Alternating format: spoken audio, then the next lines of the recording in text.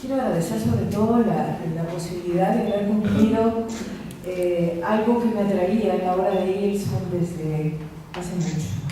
Desde que vi su muestra en la Bienal de Trujillo y la instalación que hizo en Lima en el año 87.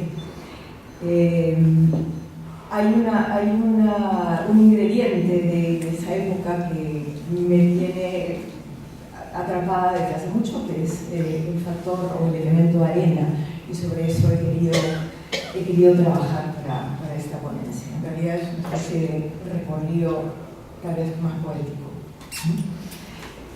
No son pocas las vías de acceso a la poesía de Jorge Eduardo Eyerson, ni pocos los lazos que atan sus facetas verbal y visual.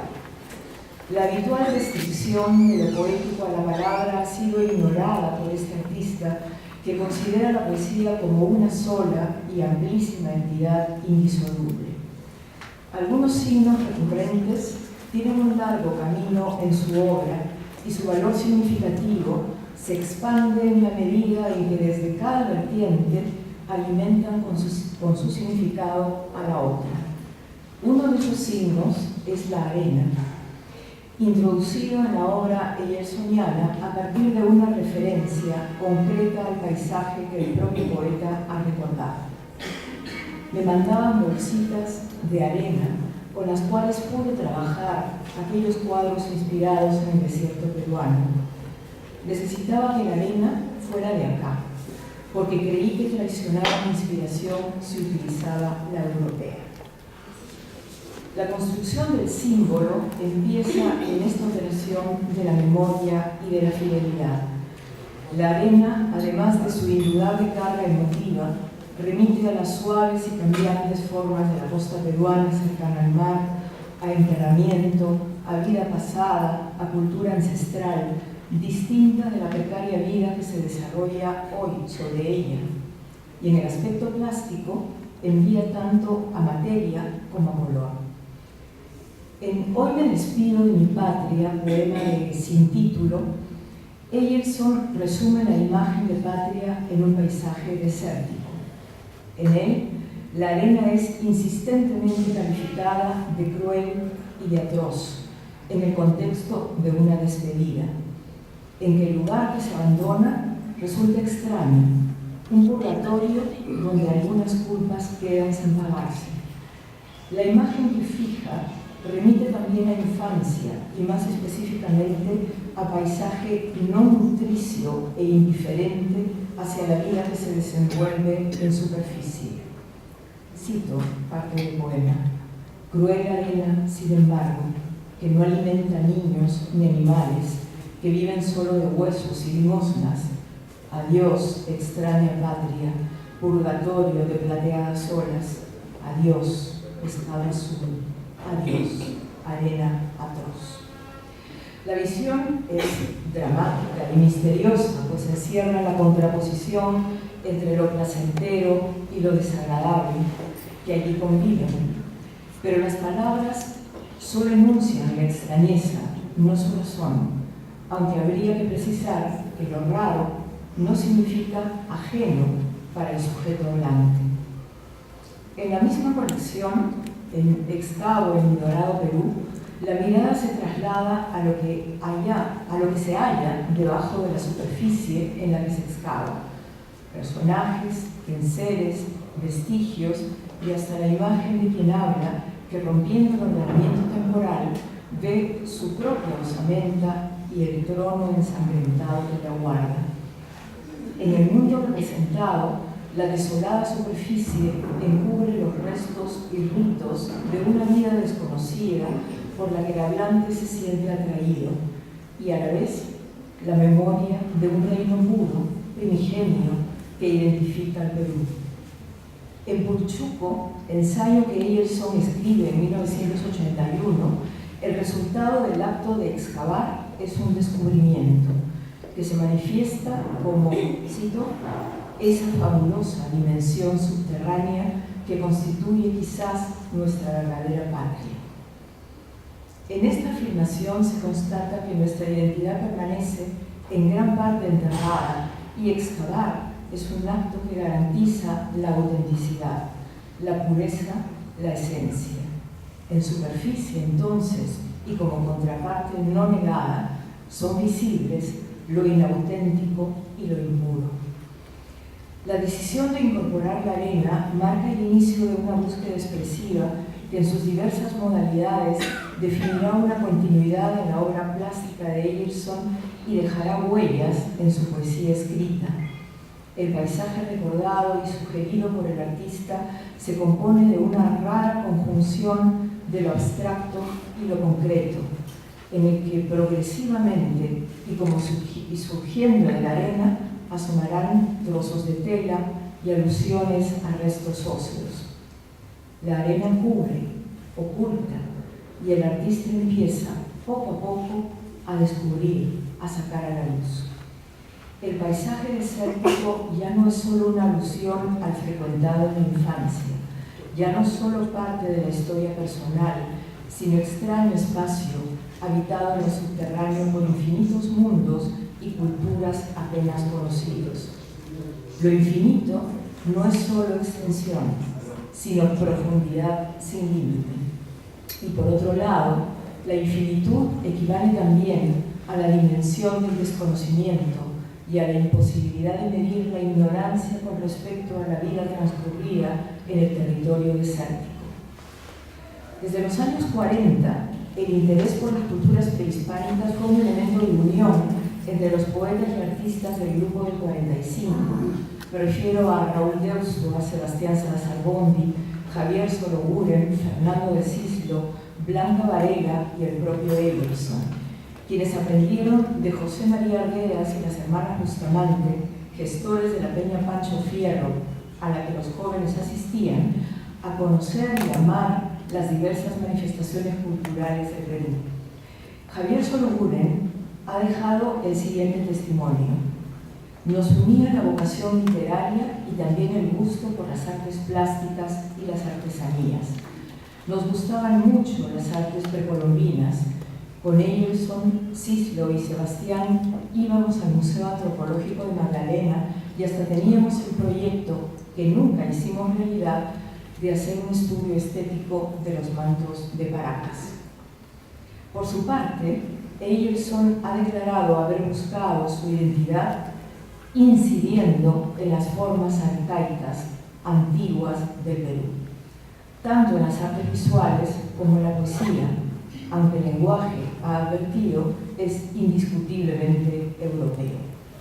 Conviene recordar que la afinidad de estos artistas con el paisaje y las culturas prehispánicas de la costa peruana se manifiesta en la pintura de Cislo y en poemas como A esto le llaman vivir enjutamente de Deustua, Recinto de Sologuren y la sección Frente al Pacífico de Ese puerto existe y varios textos del Libro de Barro de Blanca Varela.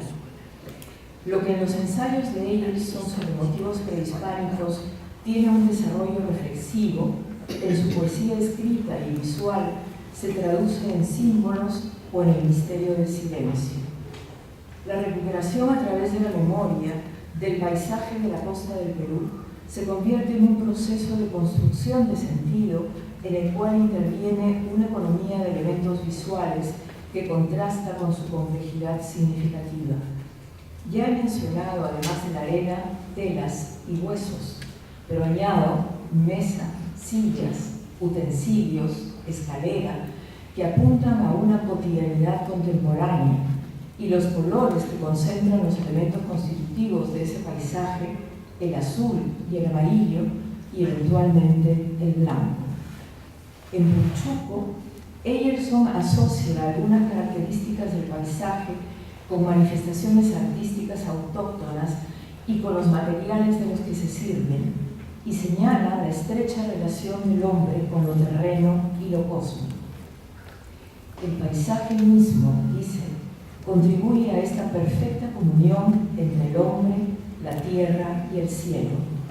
Quizás ningún lugar del planeta posea esa magnificencia espacial que asegura un contacto tan íntimo con el universo. Además, la piedra de los Andes, las arenas de la costa y la suntuosidad de la selva bastan para conformar un mundo de materias insólitas que el trajín de la historia ha transfigurado en otras tantas manifestaciones artísticas. La arena preserva y encubre. Ella permite que los vestigios de la vida pasada se conserven, pero a la vez los oculta, los cubre de misterio, pues los ha detenido en un tiempo ajeno al actual, difícilmente decodificable, y porque allí la vida ha seguido su curso. Sobre la arena se graban huellas o palabras que el viento o el agua borran y asoman restos que vuelven a esconderse. La serie plástica Paisaje Infinito de la Costa del Perú, basada en ese paisaje cementerio, como lo llama Emerson, en el texto del mismo nombre con el cual presenta su exposición de 1977 en Lima, evoca sin duda la oposición vida-muerte, cuya configuración no se revela tan simple como aparenta y se halla inequívocamente relacionada con la temporalidad, con lo visible y lo no visible, con la palabra materia y el silencio. Los cuadros de esta serie proponen siempre un espacio dividido en el que las líneas del horizonte y del rompiente trazan el límite entre el desierto y el mar-cielo. Sin embargo, la línea divisoria es también su opuesto, pues establece el contacto y la posibilidad del reflejo. Lo terreno se mira en el cielo y este se dibuja en la tierra. El silencio y la desolación prevalecen hasta que la arena empieza a mostrar y hablar. Entonces surgen jirones de ropa y restos óseos, los primeros intencionalmente ambiguos, pues se refieren tanto al tiempo pasado como al presente y darán lugar a la serie de las camisas en que la actualidad de las piezas se transforma en una alusión al pasado cuando son anudadas. Pero la arena también habla, para ser ella misma poesía. No es solo materia, es símbolo de lo enterrado, de lo que está latente, y es lenguaje hermético que siempre se mantendrá en contacto con lo oculto. El poema Nazca, incluido en Celebración, establece una conexión con el trabajo plástico mencionado, y en él se conjugan escenario, tiempo y presencia humana. El poema se inicia con una invocación que tiene como referente el Padre Nuestro, pero pone al cielo de la oración el suelo. Nazca es la madre, cuyo hábitat no es la tierra sino la arena. Ella modera la vida y la muerte con arcilla y fuego. La existencia sintetizada en la cerámica que la arena ha conservado. Cito unos versos. Madre nuestra que estás en la arena y en el aire del desierto, tú que modelas nuestra vida y nuestra muerte con la arcilla y con el fuego de los siglos, Madre del viento y del Pacífico infinito, ciudad invisible que quizás no existes, pero vives en mis celdas antiguas. El hablante se identifica, se siente partícipe de esa herencia grabada en las dunas amarillas y en tal condición mira y considera desde un tiempo que se expande, ilimitado, las condiciones de la vida y de la muerte. El escenario, arena, mar y cielo, insinúa un espacio habitado desaparecido, solo perceptible como un reflejo de lo no reflejado, de lo ausente, un reflejo que es más bien memoria. El cielo y el mar funcionan como espejo que actualiza la vida sepultada. Espejos de sal y de espuma reflejan plazas, templos y mercados, repletos de gente que todavía llevan el vestido rojo y el calzado ilusorio de un instante. El tiempo aparece como una entidad dicotómica, por un lado el pasado cerrado de la muerte, por otro un futuro previsto y no alcanzado por aquellos que la ceniza unifica.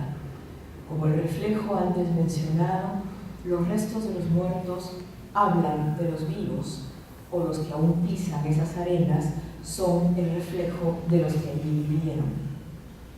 Dice el poema: sus esqueletos hablan ciertamente de nosotros, pero sin palabras.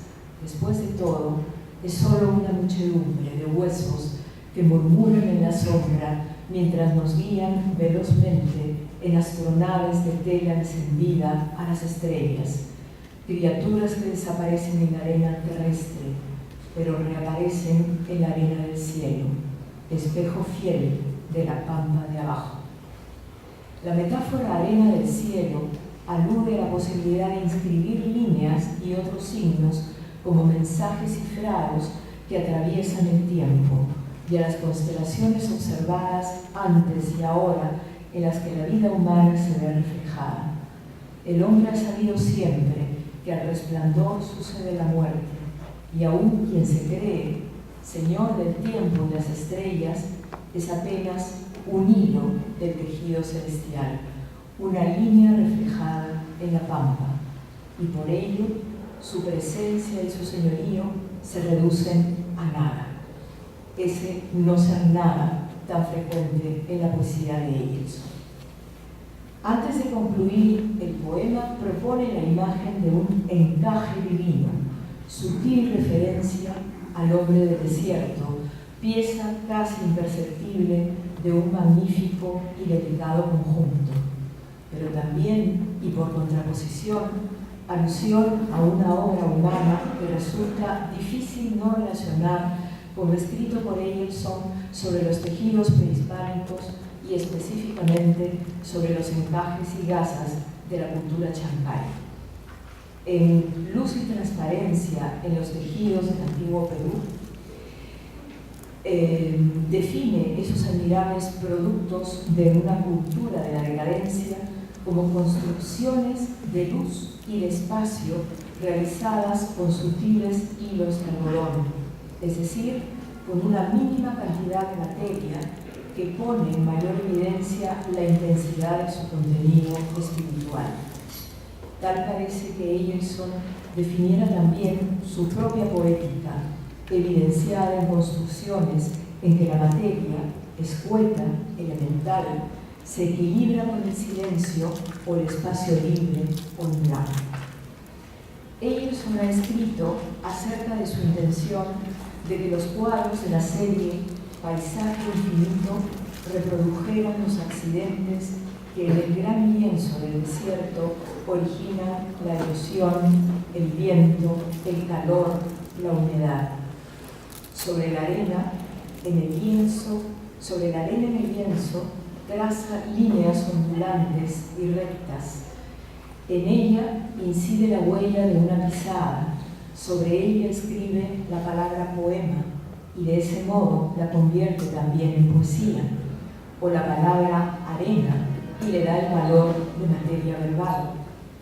La asociación metafórica del desierto con la tela sobre la que se pinta no solo se refiere a las cualidades de la arena como soporte o como material dúctil, sino al color y a la condición de cubrir o de envolver aquello que a su vez se descubre envuelto en tejidos, los cuerpos de la muerte.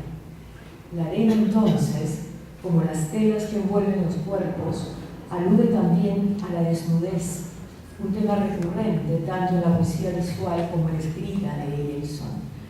La misma desolación del paisaje desértico reside en su desnudez, en su esencialidad.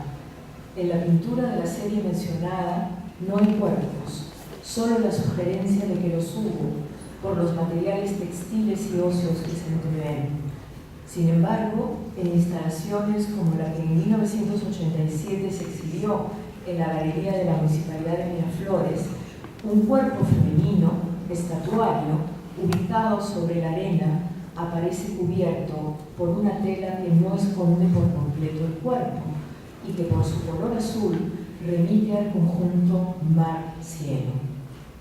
El poema Cubro tu cuerpo, de sin título, que guarda relación con instalaciones como la escalera infinita o como el cuerpo de Giuliano o Dormir es una obra maestra, en que una mujer aparece con el cuerpo cubierto con una sábana retorcida, tensada y arrugada, insiste en la dualidad desnudez-encubrimiento. Cito algunos versos del poema. Cubro tu cuerpo con una sábana blanca sobre un lecho sombrío, y el único fulgor que veo debajo de ella es tu hermosura. Cubro también la luna, cubro todo con una sábana blanca, porque todo es para mí una estatua completamente desnuda, pero escondida. Estamos ahora ante una modalidad o sublimación del enterrado. Las telas, como la arena, ocultan, pero a la vez sugieren la desnudez. La arena es una segunda envoltura, cubre los cuerpos ya cubiertos. La textura de la arena semeja la rusticidad del yute que Eyerson utiliza como soporte para sus pinturas, y los tonos naturales de este remiten también a los ocres y amarillos de la arena. De hecho, el artista deja al descubierto muchas veces en otras series la desnudez de la tela sobre la que pinta algunos motivos como las ceremonias ancestrales. Y cuando trabaja los nudos sobre el lienzo o tensiones en general, predominan los fondos en tonalidades arena. El recurrir al amarillo plano en la obra visual posterior de Eyerson puede ser entendido como referencia y como síntesis. El color es alusivo y sintetiza en su versión primaria la virtualidad de sus matices. Incluso es posible asociar las frecuentes adjetivaciones en sus poemas que utilizan los colores amarillo y azul con el esencial paisaje de la memoria. La materia y el término arena surgen en la obra de Eyerson como una necesidad de rememorar un ámbito natural y cultural, y en el proceso por el cual ella se integra a su obra se va nutriendo de significados que involucran la huella del pasado, la identidad, el silencio, la desnudez y la envoltura, la vida y la muerte. Sin embargo, la plurivalencia significativa no cancela su efectividad emotiva.